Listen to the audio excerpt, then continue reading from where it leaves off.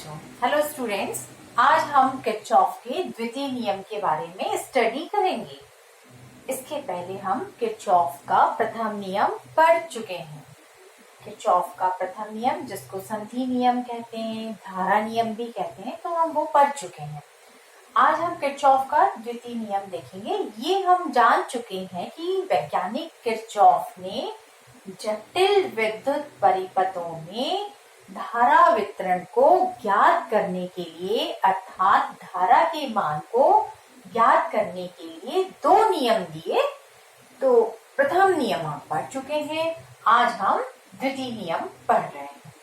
Kirchhoff के द्वितीय नियम को हम लूप नियम और वोल्टेज नियम भी कहते हैं।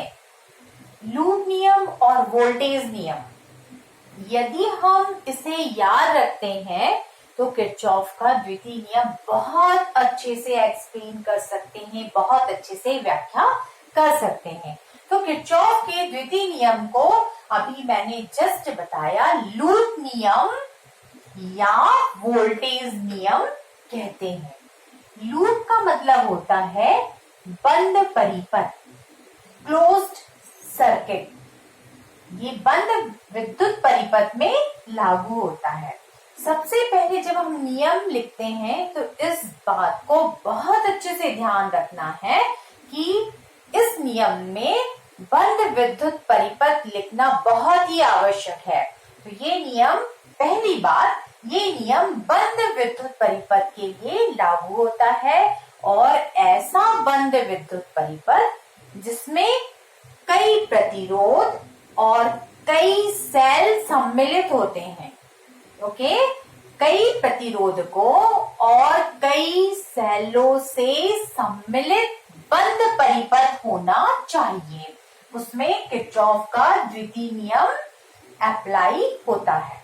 ओके, तो लूप नियम से हमको इतना स्टेटमेंट याद हो गया कि ऐसा बंद विद्युत परिपथ जिसमें कई भिन्न प्रतिरोध और कई सेल लगे हुए हों, या हम ऐसा कह सकते हैं भिन्न भिन्न प्रतिरोधकों और भिन्न सेलों को सम्मिलित किया हुआ बंद विद्युत परिपथ। ओके, तो यहां तक हमको स्टेटमेंट याद हो गया लूप नियम से कि प्रतिरोधों और सेलों से सम्मिलित किसी बंद परिपथ में, यानी बंद परिपथ में, इतना आधा स्टेटमेंट हमको लूप रूल से याद हो गया। अब आते हैं हम दूसरा कि इसको वोल्टेज रूल भी कहते हैं। तो हम देखेंगे वोल्टेज रूल का मतलब क्या है कि इस बंद परिपथ में विभव में परिवर्तन, पोटेंशियल में परिवर्तन या विभव में परिवर्तन शून्य होता है। अभी हम इसको जैसे जैसे एक्सप्लेन करेंगे, आगे देखेंगे, तो हमको ये मालूम हो जाएगा हम इसको वोल्टेज रूल क्यों कहते हैं।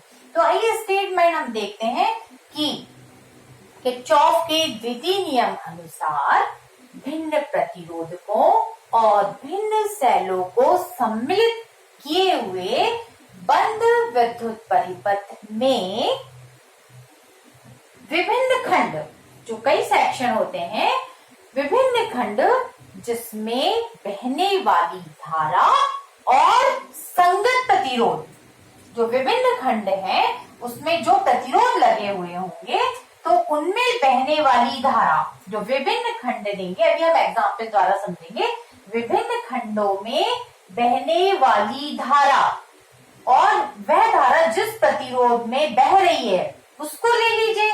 तो विभिन्न खंडों में लगे हुए प्रतिरोधों में बहने वाली धारा एवं संगत प्रतिरोध के गुणनफलों।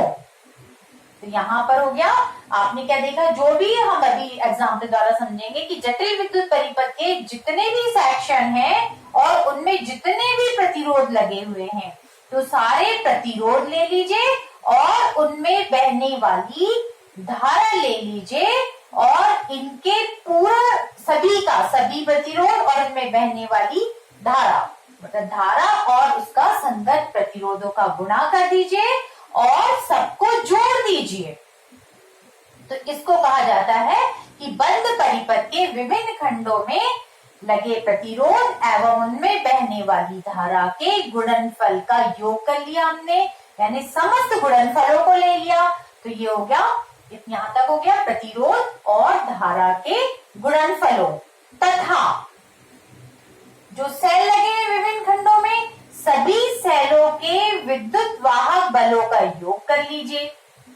तो समस्त विद्युत वाहक बलों को ले लिया अपन ने, इनका बीजी योग 0 होता है, 0 होता है।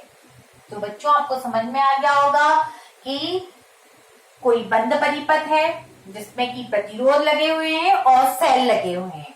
तो प्रतिरोध और उनमें बहने वाली धारा के गुणनफल तथा सेलों के विद्युत वाहक बल, जितने भी सेल लगे हैं वो सब विद्युत वाहक बलों को आप सॉल्व कर लीजिए। तो सेलों के विभिन्न जो सेल हैं उनके विद्युत वाहक बलों का बीजी योग 0 होता है। ये बीजी योग 0 होता है। ओके, स्टेटमेंट अच्छे से समझ में आ चुका होगा कि प्रतिरोध और सेलों से सम्मिलित किसी बंद परिपथ के विभिन्न खंडों में बहने वाली धारा, ये होगी धारा, और उस परिपथ में लगे धारा और बहने वाली धारा और संगत प्रतिरोध, इनका गुणा करके जोड़ लीजिए। तो ये हो गया प्रतिरोध और संगत धारा के गुणनफलों एवं समस्त सेल जो है उनके विद्युत वाहक बलों का बीजी योग 0 होता है। एक हम इस तरीके से एक्सप्लेन कर सकते हैं, या देखिए, यह एक तरीका ये है कि हम यहां तक स्टेटमेंट ले लें कि प्रतिरोध और सेलों से सम्मिलित किसी बंद परिपथ, और यहां से आइए, बंद परिपथ के चारों ओर विभव में परिवर्तन 0 होता है। इस तरीके से भी इसे लिखा जा सकता है। यहाँ तक कि आइए, अब जो आधा स्टेटमेंट है आपका कि बंद परिपथ ले लीजिए, बंद परिपथ जिसमें कि विभिन्न प्रतिरोध हो, सेल हो, तो वह बंद परिपथ के चारों ओर विभव में परिवर्तन 0 होता है। ये हो गया विभव में परिवर्तन। ये कितना होता है, नेट विभव में जो परिवर्तन हम सॉल्व करते हैं तो नेट कितना आता है, 0 आता है। यहां से भी देख लीजिए, ये भी देख लीजिए, ये सब आई आर क्या है, विभवांतर है। ये देखिए आई आर भी विभवांतर है। सेल का विद्युत वाहक बल भी क्या होता है, सेल की प्लेटों के बीच विभवांतर होता है, तो ये भी विभवांतर है, टोटल 0 आ रहा है। इस प्रकार से भी हम कह सकते हैं कि बंद परिपथ के चारों ओर विभव में परिवर्तन 0 होता है।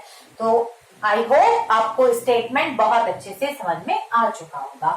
अब हम आते हैं, तो ये हो गया आपका गणितीय भाषा में अपन ने इसको लिख दिया।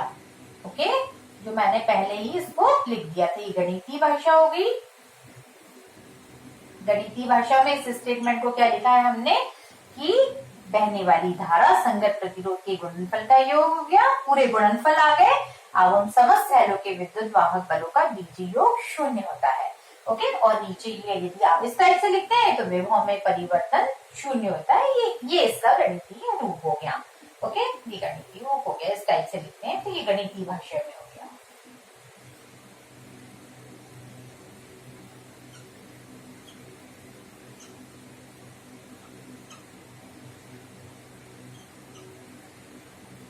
ओके, अब हम आते हैं साइन कन्वेंशन।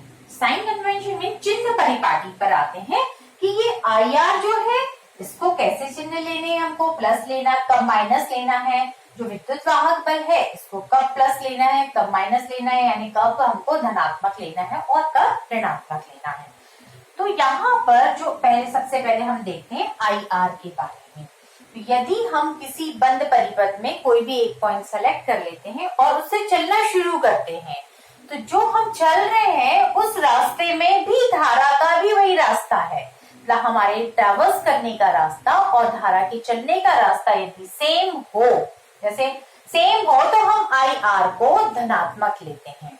ओके, यहाँ पर जैसे जब हम परिपथ में धारा की दिशा में, देखिए धारा की दिशा में ही चलते हैं, तब धारा और उसके संगत प्रतिरोधों के गुणनफल को धनात्मक लेते हैं। देखिए एग्जाम्पल के तौर पे ये अपना एक मान लीजिए हम किसी परिपथ में ए से बी की ओर चल रहे हैं। ओके, हम परिपथ में ए से बी की ओर चल रहे हैं। ये हो गया आपका, मान लीजिए सपोज परिपथ है, तो परिपथ में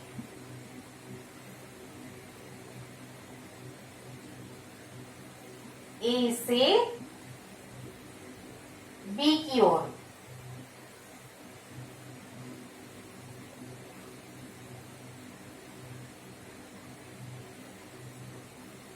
बी की ओर चलने पर,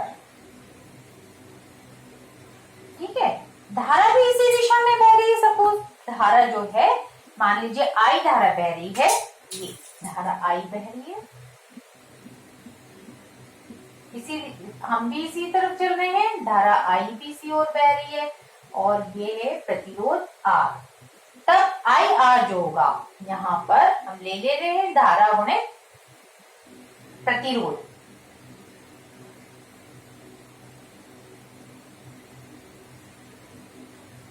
धारा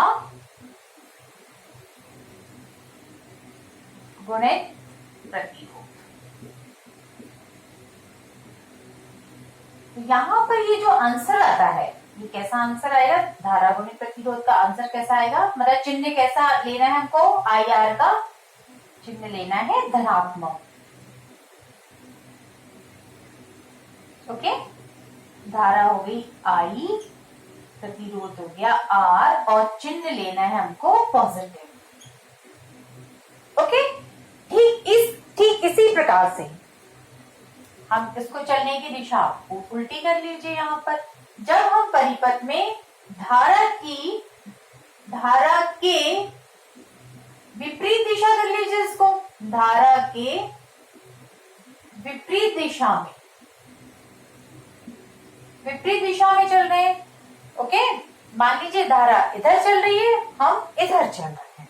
इसी चित्र में देख लीजिए, मान लीजिए धारा इसी दिशा में चल रही है, हम अब बी से ए चल रहे हैं, परिपथ में हम चल रहे हैं बी से ए की ओर। तो इस समय में धारा और प्रतिरोध के गुणनफल को ऋणात्मक लेंगे, नेगेटिव हो जाएगा आंसर जो है। आई आर को हम चिन्ह जो लगाएंगे वो हो जाएगा ऋणात्मक। ओके, तो यहां पर आई आर हो जाएगा ऋणात्मक।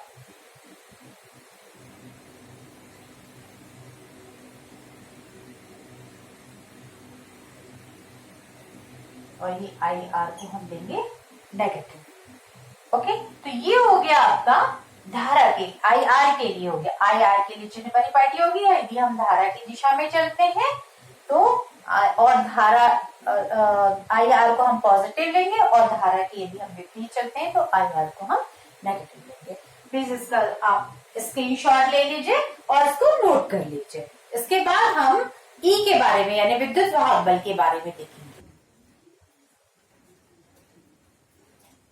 अब हम सेलों के विद्युत वाहक बलों के लिए साइन कन्वेंशन यानी कि चिन्ह परिपाटी समझेंगे। बहुत ही आसान है, तो आइए देखते हैं। मैंने एक बंद परिपथ बना के रखा है ए बी सी डी। इसमें एक सेल लगा हुआ है जिसका विद्युत वाहक बल ई है। इस बंद परिपथ में यदि हम इस प्रकार चलते हैं कि हमारे चलने पर यदि सेल का धन प्लेट पहले आता है, सेल का धन इलेक्ट्रोड पहले आता है, तो हम विद्युत वाहक बल को धनात्मक लेते हैं। और यदि जब हम ट्रैवर्स करते हैं, चलते हैं, यदि सेल का ऋण इलेक्ट्रोड पहले आता है, तो हम सेल के विद्युत वाहक बल को ऋणात्मक लेते हैं। देखिए कैसे, यदि सपोज हम इस प्रकार चल रहे हैं ए डी सी बी ए, बंद परिपथ का मतलब जिस बिंदु से चलना शुरू किया है हमने, जिस पॉइंट से चलना शुरू किया वहीं पर हम वापस पहुंच रहे हैं।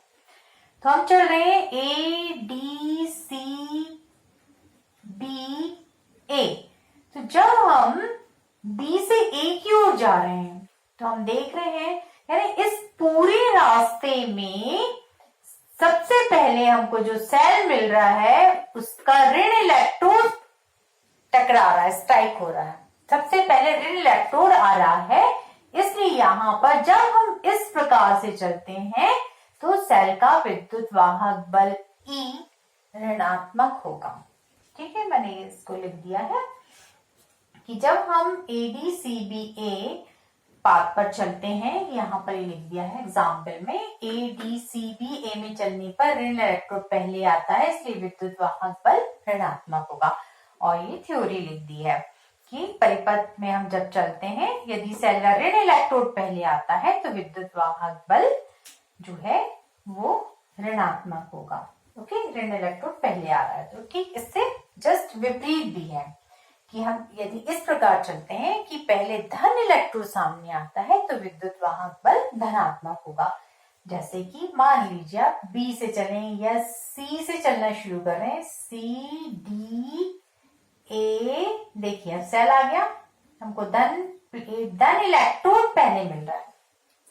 ओके, हम सी से चलना शुरू करें, सी डी ए, तो सब सेल का हमको धन इलेक्ट्रोड पहले मिल रहा है, तो इसलिए ई का मान हम धन लिखेंगे, धन ई प्लस ई लिखेंगे। ओके, और इस प्रकार से वापस, तो यहाँ पर C D A B C में चलने पर ई धनात्मक होगा। अब हम इसको एक एग्जाम्पल के द्वारा आई आर और विद्युत वाहक बल दोनों के इक्वेशन लिखेंगे बंद परिपथ में। तो इसके लिए एग्जाम्पल समझने के लिए हमने एक बाह्य प्रतिरोध आर लिया और दो सेल लिए हैं जिनके विद्युत वाहक बल क्रमशः हैं E1 व E2। जो सेल E1 है इसका आंतरिक प्रतिरोध है R1 और जो सेल E2 है इसका आंतरिक प्रतिरोध है R2। ये बाह्य प्रतिरोध R और ये दो सेल लिए हैं E1 व E2, इनके आंतरिक प्रतिरोध क्रमशः है R1 व R2। अब हम इनको समांतर क्रम में जोड़ देते हैं, मतलब कि प्रतिरोध बाह्य प्रतिरोध R के साथ दोनों सेलों को समांतर क्रम में जोड़ते हैं। समांतर क्रम आप लोग सीख चुके हैं कैसे जोड़ते हैं, मतलब पहले सिरे सब कॉमन पॉइंट पर होने चाहिए। जो भी डिवाइस या युक्तियां हैं उनके प्रथम सिरों को हम समान बिंदु पर कनेक्ट करते हैं। मान लीजिए समान बिंदु है ये M, तो यहाँ पर ये प्रथम सिरा यहाँ पर कनेक्ट कर दिया, इसे यहाँ कनेक्ट कर दिया, इसे यहाँ कनेक्ट कर दिया। ओके, अब दूसरा बिंदु जो है N, तो द्वितीय सिरे जो है सारे वो हमने N बिंदु पर कनेक्ट कर दिए। अब इस प्रकार से ये हो गया प्रतिरोध R के साथ हमने दोनों सेलों को समांतर क्रम में जोड़ दिया है। सेल E1 से जो धारा बह रही है, धारा कैसी बहती है, पॉजिटिव टू नेगेटिव। तो यहाँ पर सेल E1 से बहने वाली धारा है सपोज I1, सेल E2 से बहने वाली धारा है I2। ठीक है, इस परिपथ को हम नाम दे देते हैं, यहाँ पर नाम दे रहे हैं A, यहाँ M नाम है, ये हो गया B, C, N और ये हो गया D। अब यहाँ पर देखिए ये दोनों जो धाराएं हैं, सेल E1 की धारा और सेल E2 की धारा, कितनी है धारा, I1 और I2, ये बिंदु M पर आकर मिल रही है। तो किरचॉफ के प्रथम नियम से हम क्या लिखेंगे, किरचॉफ के प्रथम नियम से,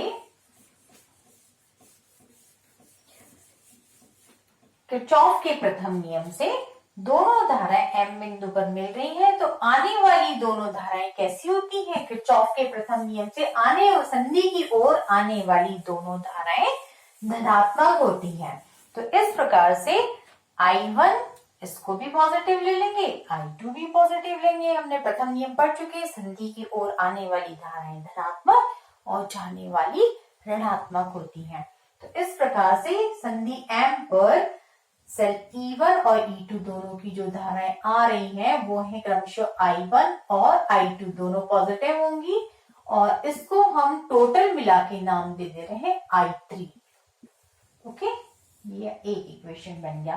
अब ये जो धारा I3 है ये प्रतिरोध R में से होकर बहती है, ओके, और यहाँ जाकर फिर से N बिंदु पर प्रतिरोधों के अनुसार डिवाइड हो जाती है। यहाँ पर आने वाली हो जाएगी I2 और इधर वाली हो जाएगी I1, और इस प्रकार से ऋण सिरे में ये प्रवेश करती है और ये इस प्रकार से कंप्लीट हो गया। अब हम दोनों किरचॉफ के नियम लगाने के लिए बंद परिपथ का इस्तेमाल करेंगे। देखिए इस विद्युत परिपथ में बंद परिपथ देखिए 3 है, एक ये बंद परिपथ है, एक ये बंद परिपथ है, एक ये पूरा हो गया बाहर वाला बंद परिपथ। तो हम सबसे पहले ले रहे हैं बंद परिपथ AMNDA। इसमें हम किरचॉफ का द्वितीय नियम लगाएंगे। बंद परिपथ, देखिए नाम है बंद परिपथ AMNDA में किरचॉफ का द्वितीय नियम अप्लाई करते हैं। ओके,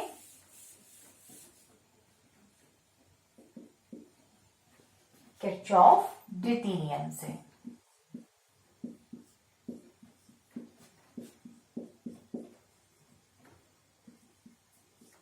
इक्वेशन बनाएंगे हम। अभी जो हमने सीखा है उसको नियम से देखिए। AM, यहां तक कुछ भी डिवाइस नहीं लगी है। अब हम चल रहे हैं ND, M से M से N जा रहे हैं। तो देखिए सबसे पहले हमको सेल E2 की धन प्लेट मिल रही है, तो इसका मतलब E2 क्या हो गया, प्लस हो गया। ओके, ये हो गया प्लस E2। अब यहां पर देखिए धारा इस दिशा में बह रही है, हम धारा के विपरीत दिशा में जा रहे हैं, तो यहां पर धारा और प्रतिरोध का गुणा कर दीजिए, I2 R2 हो जाएगा। लेकिन ये ऋणात्मक होगा, इनका चिन्ह क्या आएगा, ऋणात्मक, क्योंकि धारा के हम विपरीत जा रहे हैं। धारा इस दिशा में बह रही है और हम इस दिशा में जा रहे हैं, हम धारा के विपरीत जा रहे हैं, इसलिए IR नेगेटिव होता है। तो यहाँ पर I का मान है I2 और R2 इसका मान हो गया नेगेटिव। ओके, अब इसके बाद हम जा रहे हैं N से D। अब इधर हम धारा की दिशा में आ गए, धारा की दिशा में I1 R1, ये कैसा हो जाएगा, पॉजिटिव। तो I1 और R1 ये पॉजिटिव हो गया यहाँ पर। और इस प्रकार से सेल के बारे में देखिए, सेल यहाँ पे सेल का पहले ऋण सिरा पड़ रहा है हमको, ऋण इलेक्ट्रोड, तो इसलिए E1 कैसा होगा, ऋण में होगा, ऋणात्मक होगा। तो ये हो जाएगा minus E1 is equal to 0, शून्य। ओके, ये बन गया आपका इक्वेशन नंबर 1। फिर से देख लीजिए AMNDA में, फिर से देख लीजिए। यहां पर जब हम चल रहे हैं, इधर से इधर कोई डिवाइस नहीं, इधर चल रहे हैं, तो सेल की पहले आ रही है धन प्लेट, इसलिए ये E2 जो होगा पॉजिटिव होगा।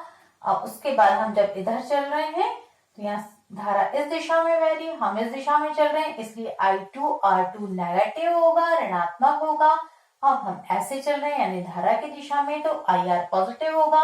अब यहाँ पर सेल की ऋण प्लेट पहले आ रही है, इसलिए E1 का मान ऋणात्मक होगा। और इस प्रकार से हमको मिल गया इक्वेशन नंबर 1। ये हमने किरचॉफ सेकंड नियम को अप्लाई किया है। इसी प्रकार से आप देख लीजिए, एक और उदाहरण देख लेते हैं। बंद परिपथ, अब हम अभी यहां से शुरू किया था, अब यहां से शुरू करके देखते हैं। NMBCN बंद परिपथ ले रहे हैं हम। बंद परिपथ यहां से शुरू कर रहे हैं, NMBCN में, ठीक है।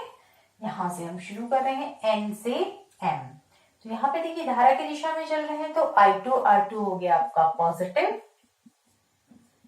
I2 R2 हो गया पॉजिटिव हो गया। ओके, यहाँ पे सेल E2 यानी ये हो गया नेगेटिव, क्योंकि सबसे पहले जब हम इधर से इधर चल रहे हैं तो सेल की ऋण प्लेट आ रही है, इसलिए ये हो गया माइनस E2।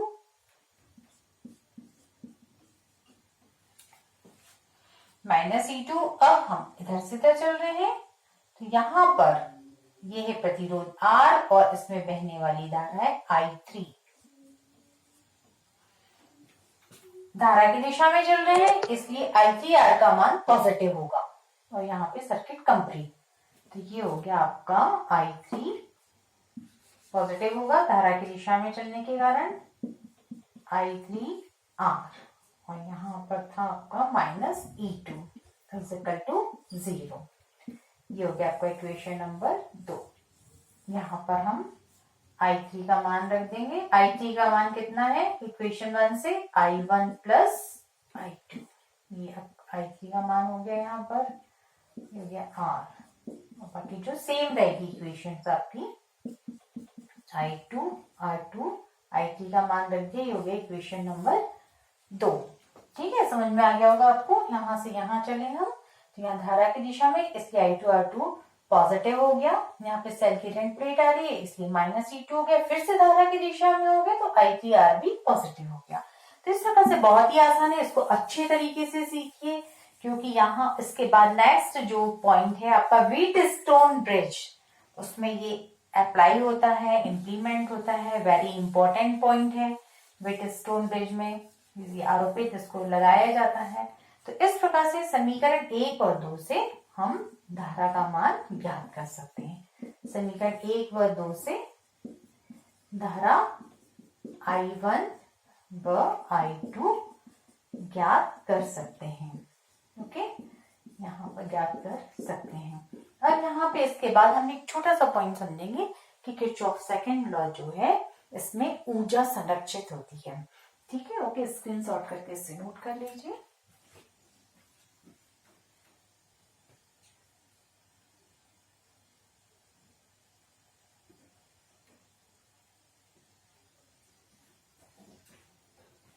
तो एक छोटा सा नोट समझ लीजिए कि किरचॉफ का द्वितीय नियम जो होता है वो ऊर्जा संरक्षण नियम पर आधारित है, या ऊर्जा संरक्षण नियम का पालन करता है। देखिए किस प्रकार से, इसके लिए यहाँ पर जब कोई आवेश पूर्ण बंद परिपथ में चलता है तो उसके द्वारा किया गया कार्य शून्य होता है।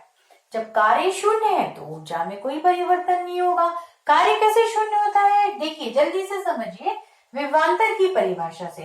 देखिए जिस बिंदु से हम चले उसी बिंदु पर आ गए, तो यहाँ पर जिस बिंदु से चले उसी बिंदु पर आ गए यहाँ पर, तो कार्य जो है कैसे शून्य होगा, कार्य बराबर होता है बल गुणित विस्थापन, और विस्थापन की परिभाषा हम जानते हैं अंतिम बिंदु और प्रारंभिक बिंदु के बीच की न्यूनतम दूरी।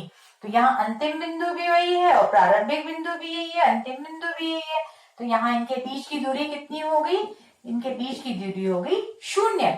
ओके, यहाँ पर तो यहाँ पर विस्थापन कैसा है आपका 0, इसलिए कार्य कैसा होगा, 0 होगा।